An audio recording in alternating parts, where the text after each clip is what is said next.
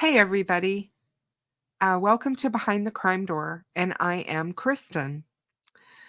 Um, the video that I am recording, I just wanted to get out there, and I really wasn't sure what I was going to say or whatever, and I just thought it would be easier to do this in this format rather than do a live stream. But I wanted to give my response to what happened yesterday in court at the contempt hearing for Richard Allen with the Delphi murders. The Delphi murder case is um, a case that occurred in Delphi, Indiana, on February 13th of 2017. Abigail Williams and Liberty German were two best friends, 13 and 14 years old, that had gone out on a nature walk on the Monon High Bridge Trail in Delphi, Indiana, and they were dropped off around 11:48 in the afternoon of the 13th, and they did not show up at 3:15 when family members came to pick them up. And so a search ensued. They did not find the girls that day or night. The search continued the next morning. Law enforcement was quick to say that they thought that the girls might have just wandered off or went to friends' houses or something like that. However, on the 14th of February, on Valentine's Day, at approximately 12:15 in the afternoon, searchers found both girls in the woods about 50 feet from the side or bank of the Deer Creek, um, on the um, east northwest, sorry, side of the bridge trail. They were in the woods, and they were on the property of a man named Ron Logan, who had owned and lived in that property for well over 50 some years. Um, and they had been murdered. This case has gone on for 7 years. And here we are in 2024, and October 31st of 2022, a press conference was held by law enforcement to announce the arrest of Richard M. Allen from Delphi, Indiana. He is a married father of one child, and he has past history of working as managers at both Walmart, and currently, during this time frame of the crime, he was working at the local CVS store in Delphi, Indiana, as a manager.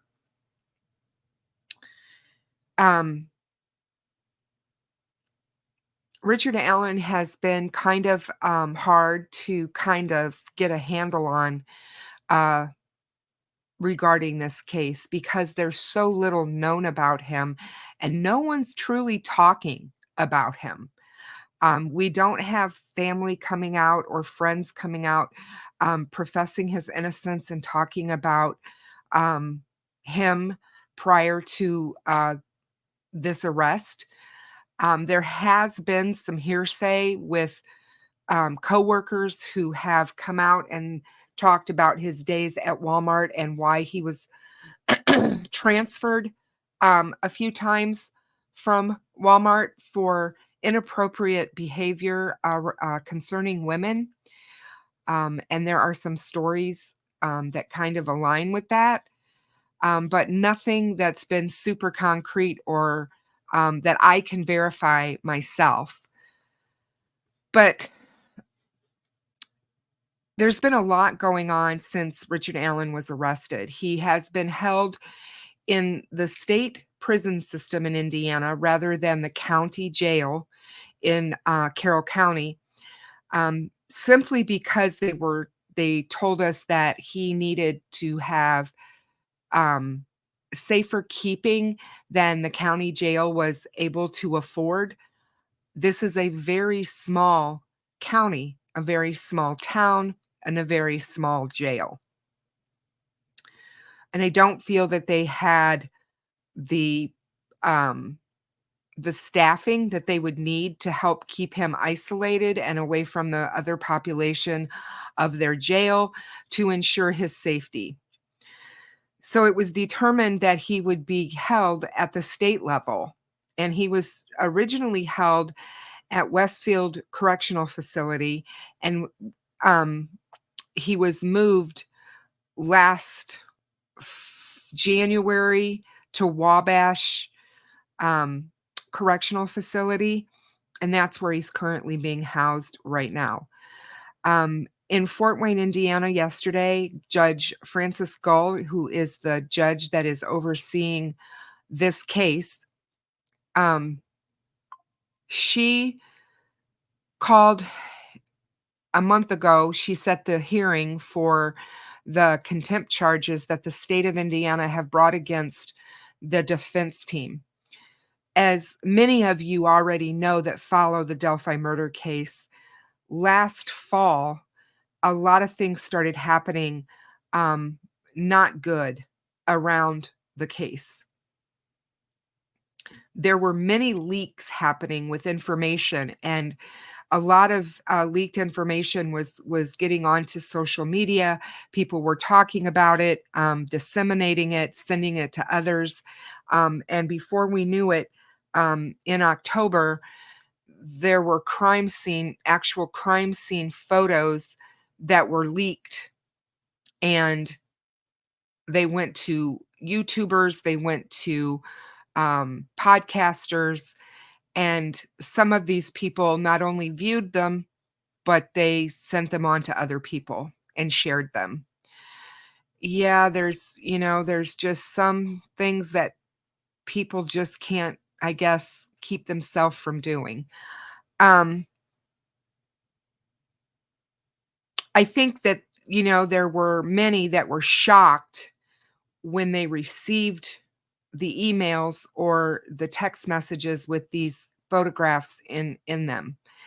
And those that were shocked and um, disgusted by what was happening reached out to law enforcement and tried to notify not only the prosecutor but law enforcement themselves.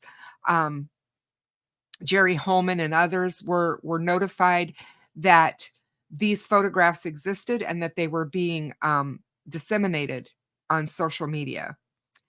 So an investigation from the state of Indiana ensued to find out how this could have possibly happened.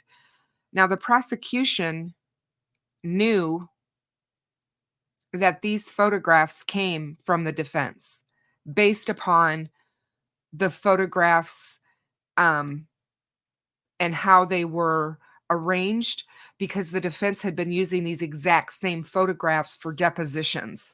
So the prosecution, when they got the photographs that had been passed around, knew immediately that these this came from something that happened around surrounding the defense team.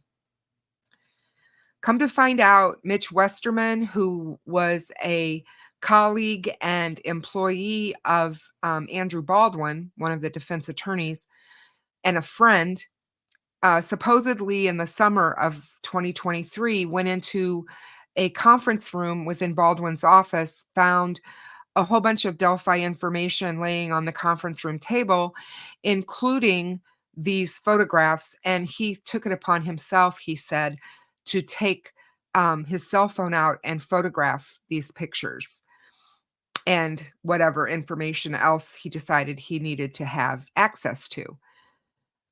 Mitch Westerman turned around and shared those photographs with a friend of his from the military, from his military days, Mr.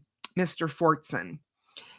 We now know that Robert Fortson also shared these photographs with others online, on Reddit and Facebook, I believe.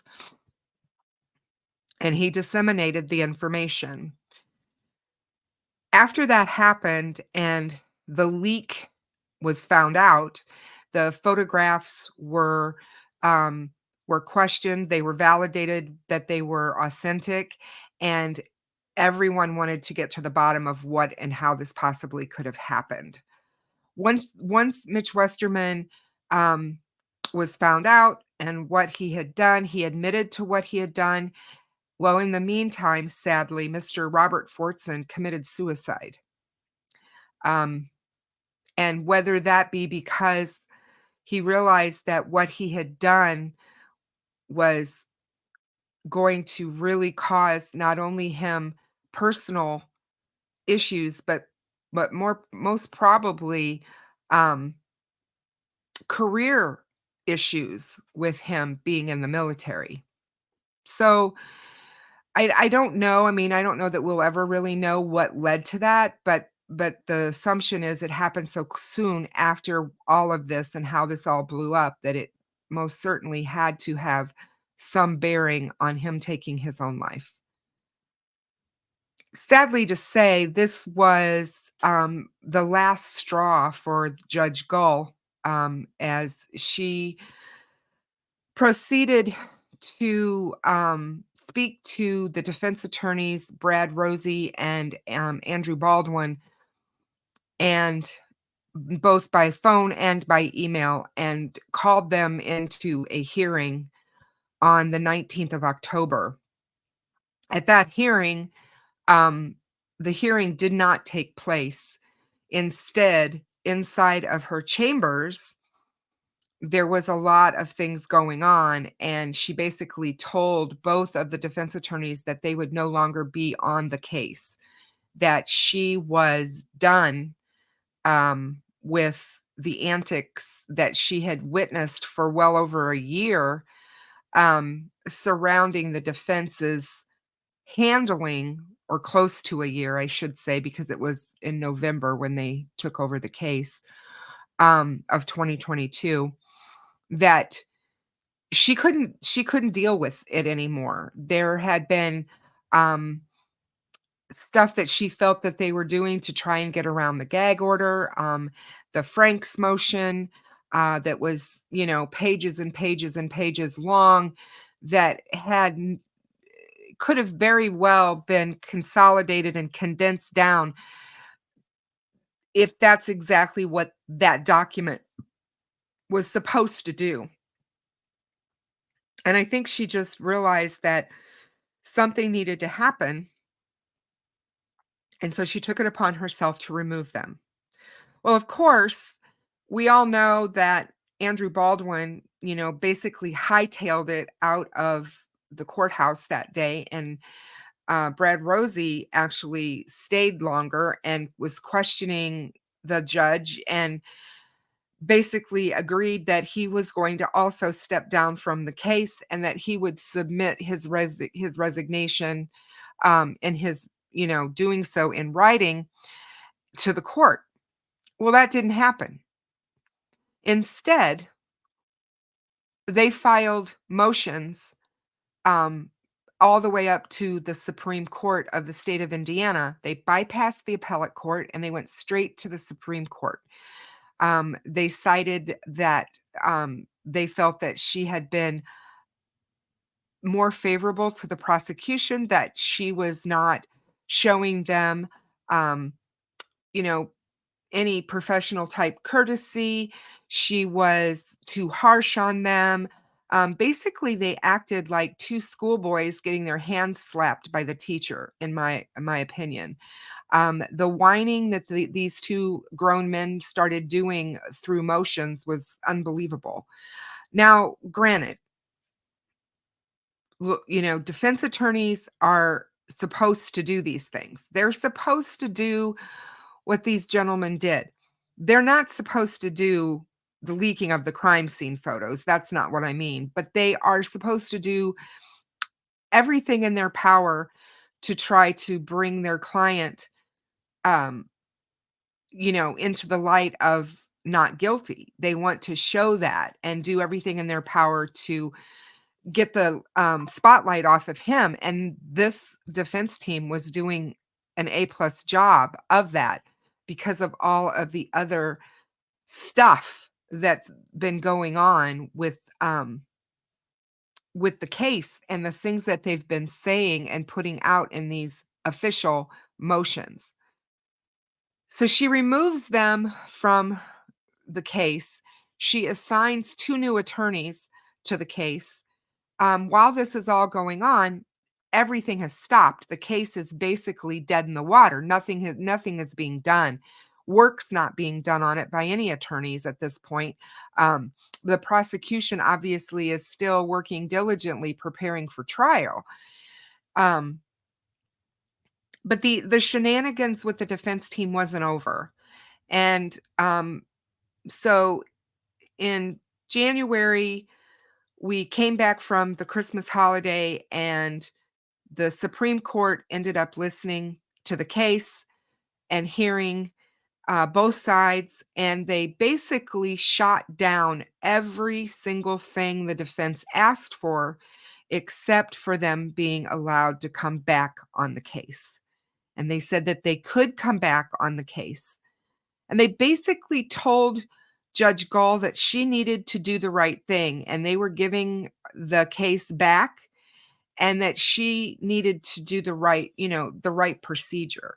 Because by having her procedure of removing them not in open court in front of the defendant, um, they felt that that was inappropriate. He needed to be a witness to everything that was going on. That's part of his constitutional right. So we've all been speculating since January on what Judge Gall was going to ultimately do to Brad Rosie and Andrew Baldwin because of the dissemination of these photos. So in February, she set the case for a hearing for the contempt charges that the state brought against the defense team for the leaking of these photographs. Yesterday was the contempt hearing, and there was also a hearing on whether or not the case should be dismissed. And they're arguing that it should be, that there's not enough evidence out there to say that Richard Allen is guilty of this crime. So she continued some things yesterday. She gave the uh, lawyer Hennessy, she gave him an additional week to come up with a response, um, a written response to what the state has claimed on the contempt side of things. And then she also set out some time for Brad Rosie to also respond. And then after she gets those responses back from the 2 defense attorneys, she is going to allow herself 30 days to make a decision. So I see us very quickly into May by the time we probably will hear what her decision is on the contempt hearing. And the trial, of course, has been set for May 13th through May 31st. And they have to seat a jury first, and that's going to happen in Allen County. So they'll probably take a day or 2 to pick the jurors, and then the jurors will be taken from Allen County to Carroll County for the actual trial. And the trial will take place in Delphi, there at the courthouse. So there was a lot that went on yesterday. Of course, in this contempt proceeding, the defense came out and announced who they were going to be calling for witnesses in this hearing. And they named a whole bunch of YouTube personalities. And they talked about, in their motions, they talked about some of these people. They talked about the murder sheet. They talked about Julie Melvin. They talked about Stephen Wood, aka Skip Jansen. They talked about Delphi After Dark, Rick Snay. They also talked about Fig Solves, Gary Baudet. And sadly, in all of this, Fig Solves got drug into, somehow people started saying and claiming, and the defense jumped on it, that Fig was somehow in collusion with um, the prosecutor, Nick McClellan, and they were sharing information back and forth. And that would be, for Fig to share information with the prosecutor, there's nothing wrong with that. But if Nick McClellan was giving Fig information, that would be a problem. That would be a huge problem. There is no way that Fig Solves would ever risk a case or jeopardize the justice for Abby and Libby. He is and was a victim of crime himself. His cousin was brutally murdered in the Malibu State Park murder in California. I covered that case for him. He asked me to. And his cousin's murder happened in a campground with his two little girls, his two toddler little girls that he had taken camping with his brother-in-law and his brother-in-law's children. That was kind of a guys take the kids kind of thing and get out of town. And sadly, one of the nights right after they got there, they were all sleeping in their tents, and someone shot a rifle through the tent and hit his cousin in the head and instantly killed him as he laid sleeping next to his daughters. Fig's family went through hell because of this case and what happened to them as a family unit and what happened to his cousin. And they had to go through the process of an investigation and trying to figure out who committed this crime. Then they arrested the man who they believed was responsible, who was living in the hills near the campsites. And there had been multiple shootings over a couple of years that had been going on. And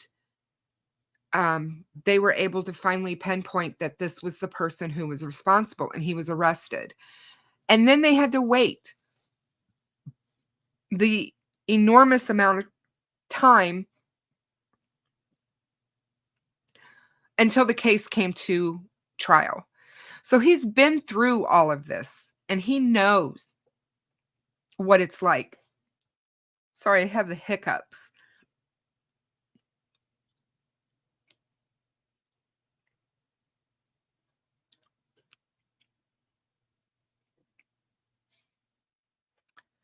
So he knows what it's like.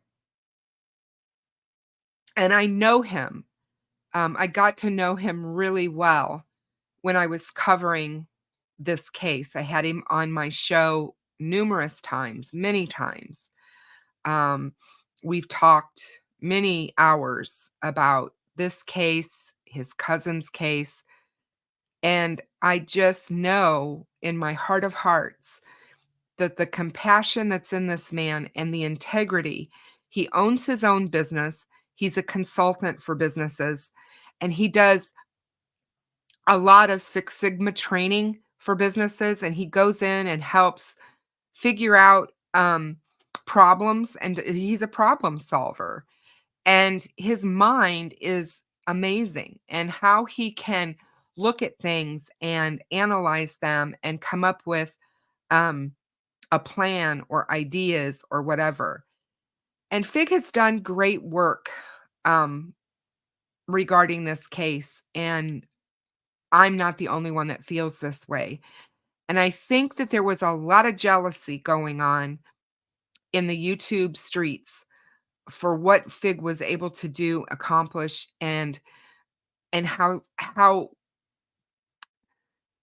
much common sense was around his videos that he was putting out and his conversations that he was having with people. He was on my show just a week ago, and we talked about his um, live that he'd had a few days before with an FBI agent. And, just being able to get some of the information and stuff, he will tell you that, you've got to talk to people. You got to talk to people that are local, talk to people who know things.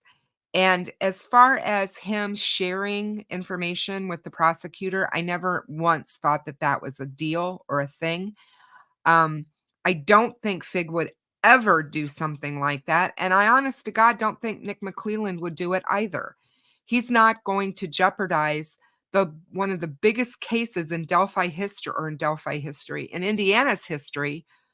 Um, they're just not gonna do it. A case such as this makes and breaks careers, and I think it's quite obvious what's happening with the defense team. They're trying to make a career out of this case, and they're hopeful that their names will be forever etched and remembered as the defense team of, the guy in Delphi that was charged for Delphi. Um, we could go over for hours the evidence against Richard Allen. I've got many live streams where we talk about that. So if you want to know more about that, you can go watch my live streams with Steve from True Crime Web. You can watch my live streams with Frank Meister. I've been on his channel quite a bit this month, going over motions and things like that, helping him out because there's just certain people that I feel comfortable working with in the YouTube community. Ruckus Rocks is one of them. Steve from True Crime Web is another. And of course, Frank Meister and Sleuth Intuition. And we all are on the same page when it comes to the stuff that was going on for the contempt hearing. And all I can tell you is my response is that that was a complete waste of time yesterday for these people. They had to travel all this way and go and listen to all this stuff. And truly, nothing truly happened yesterday. She did listen. The state withdrew 2 charges that they had added to Richard Allen in January, and the 2 counts of kidnapping were dropped yesterday. Um, Judge Gull felt that the charges that were originally um, his charges that he was arrested on was enough, and they didn't need to add the extra kidnapping charges because he was already charged with kidnapping um, when he was first arrested. So he has 4 counts of murder and then the kidnapping is the extenuating circumstance. And for those of you that don't understand that, the kidnapping happened when he removed the girls against their will from the bridge. That's kidnapping. When you force someone to go somewhere against their will, whether it be with a weapon or just physically, that's kidnapping. You can be charged with kidnap. And I've had people ask, well, why was there a kidnapping charge? We've had people ask questions about the charges and everything. Just remember that every state has different laws, and they're not going to always coincide with one another. And you have to really know the law of the state that you're covering a case in to really be able to talk about it logically and factually. I was appalled at some of the stuff that happened yesterday, quite frankly. I did a live stream with Ruckus Rocks on Frank Meister's channel. He asked me if I would do that for him because he was going to be at the court and at the courthouse. And I said, sure, absolutely, no problem at all. I will clear the day and make sure that I'm able to do that. I had no idea it was going to be 11 hours, you guys. But Ruckus and I were live for 11 hours yesterday. I'm surprised I can still talk, honestly. Um, we just talked about everything. But in the throw of that, I know that those of you that follow this case know that some stuff happened at the courthouse yesterday that should never have happened. There was one particular YouTuber who was supposedly going to be called by the defense team, who never got called, but ended up in the hallway in a shouting, arguing match, fight, whatever you want to call it, with Kathy Clendening, who is, everybody's like, well, who is that? And she is the good friend of Galen Rose, who is the mother of the victims of the Flora fire. I can't imagine anybody fighting with her, with Kathy, first of all. That is just, to me, just crazy in itself. And why he would have picked her to do that, and why he would have picked yesterday in the hallway outside of a courtroom where Abby and Libby's case is being talked about, is beyond me. This is a grown man who should know better. He acts this way, you guys, and this is truly him. And the following he has makes me so angry because I'm like, who are these people that think it's okay for people to behave the way in which he does? And I have known him since his days on Reddit. And I've said this before, but he was run out of Reddit. He came to YouTube and he started a channel. He started attacking YouTubers and just going crazy on everybody and making just horrific videos about all of us that were covering Delphi until his channel was taken down. He ended up losing that channel, and then he surpassed or figured a loophole to get around YouTube's rule that you can't, once banned, you can't come back. And he reinvented his channel as Delphi After Dark. I was so mad when I heard the name of his channel, simply because I was like, it's like a talk show about Delphi. Delphi's a murder. This is not entertainment, ladies and gentlemen.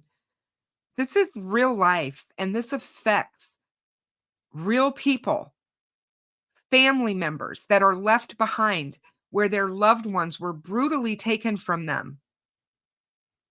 People in true crime need to get real and figure out that this is not about entertaining people. This is about covering real cases with real people who had real lives lost and are still struggling to deal with all of that.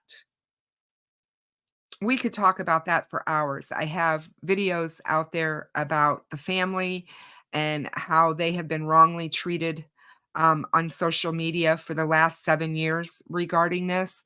I will continue to stand up for the family of Abby, both Abby and Libby, and all the family members. That's including Carrie, that's including Derek, because they don't deserve any of this.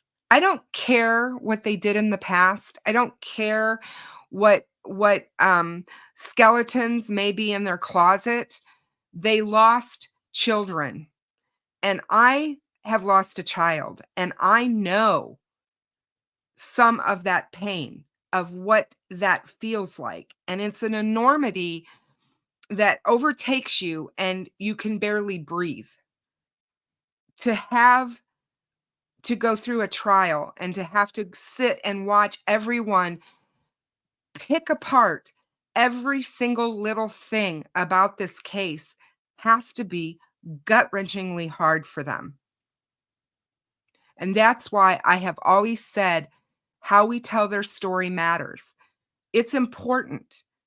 People need to have some kind of ethics and integrity surrounding telling these stories. And it angers me that people don't. So I'm going to call it out. I've always tried to stay in my lane and just do my thing on YouTube. I've tried not to get into the drama. I've tried to keep the drama away from me, and I really don't want drama. I don't like it. Um, there's no use for it. I'm too old. I don't have the wherewithal to deal with it. I'm not 15 years old anymore. This isn't a clique. This isn't, oh my God, who likes me? Who doesn't like me? I didn't jump into this genre and start doing this type of coverage of cases to be liked. Believe it or not, this isn't about money. This isn't about how much money can I make covering these cases. It's about the fact that I identified immediately the day the girls disappeared with their story because I felt like that they both could have been me and my best friend. Um, she and I used to do things like that together, and we would just go off and spend a whole day out and away. And at that age, and I was like, good Lord, that could have been us. And so it made me want to see what happened to them and find out, more. And then when I found out what did happen to them, it broke my heart. Absolutely tore my heart apart. And my mother was still alive in 2017 um, when Abby and Libby disappeared, and she was in the nursing home. And I used to go sit with her, and we would talk about the case because my mother was very much into true crime, and she followed many cases over her lifetime. And John Bonet is one that just really sticks out for me. That my mother was just enthralled with. She wanted to know what happened to her. We lived in Colorado at the time. And so it was when it happened, it was kind of like we knew where it was and all of that. So I think that was part of why she wanted to follow it. But here we are, and John Bonet's case has never been solved.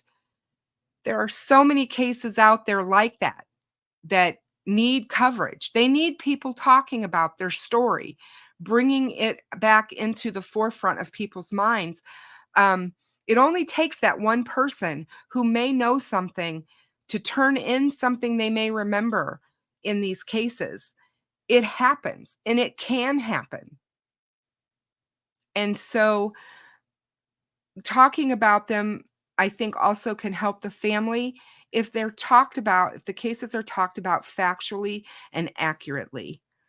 We know that on the Delphi streets of YouTube and Reddit and Facebook and social media, that it has been a complete shit show. And I don't know how to say it any more plainer than that.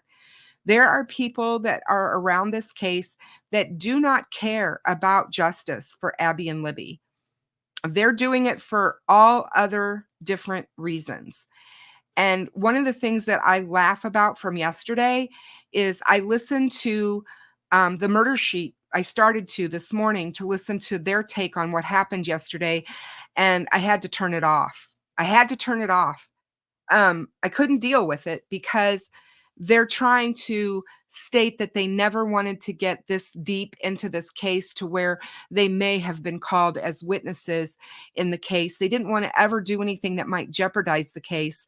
And I call BS. I call BS with a capital B and a capital S. Absolutely Go back and look at the history of when these 2 people started covering Delphi and what and when they were doing it, and how they led everyone down the garden path with the Kleins, and that everybody they knew they had all this inside information. They had all this inside information that was coming to them from law enforcement and their sources, and they just knew who was responsible for this horrific crime. I don't buy for 1 minute that they didn't want to be in the middle of where they are. They call themselves journalists, and I have to say that very loosely, because the ethics and the way that they handle themselves, I don't really feel you can use that word with them. And it's just my opinion. Many people around this case feel the same way and are angry because of how it's covered by people. Everybody has their right to their own channel and do their own thing, but I don't think everybody should have the right to disparage family members of dead children. I don't think that they should have the ability to run amok and just say whatever they want to say on an open case and an open investigation. And I'm the one to say, and I'm going to stand by this, I believe wholeheartedly that there will be obstruction of justice charges possibly forthcoming in this case when it's all said and done. Some of these people who have interjected themselves into this case and created a complete storm around it, um, could very well derail it. My good friend Cop Faxx told us all years ago, loose lips sink ships. And just because you get information, just because you get photographs, just because you get whatever, doesn't mean that you should turn around and disseminate it to your subscribers or to the internet. Once it's on the internet, you guys, it's out there forever. You can't get rid of it. I can't even imagine how those family members feel knowing that those horrific images of their loved ones, of their little girls, is out there for everyone to partake in. And it's just maddening. And they don't have a recourse. There's nothing that they can do. I've heard people in my chats, I've heard people send me emails and comment on my videos. Well, they shouldn't have to watch. Excuse me, that is not the correct answer to that problem. The people who are doing these dastardly deeds around the Delphi murder case need to find something else to do with their free time. The people who have interjected themselves into this case to become relevant, to boost their egos and make them think that they're bigger and important and more important than they truly are, need to get a life. Julie Melvin, Skip Jansen, give me a break. What the heck were you doing in court yesterday? Why? What do you honestly know about this case that you needed to be there to testify to? Those are questions. It would be nice to hear some really, you know, intelligent answers, not attacking of people, but just some intelligent answers. But the people that are doing this, these are the people that the defense love because they know they're going to run and tell everyone everything. So when the defense is disseminating information and trying to get around a gag order, they love these kind of people. They love these people with loose lips because they know that as soon as they get that information, they're going to run wild with it. And it's just sad. It's so sad. I'm going to end it here because the video is 45 minutes long, and I think that's enough for you guys to have to listen to me.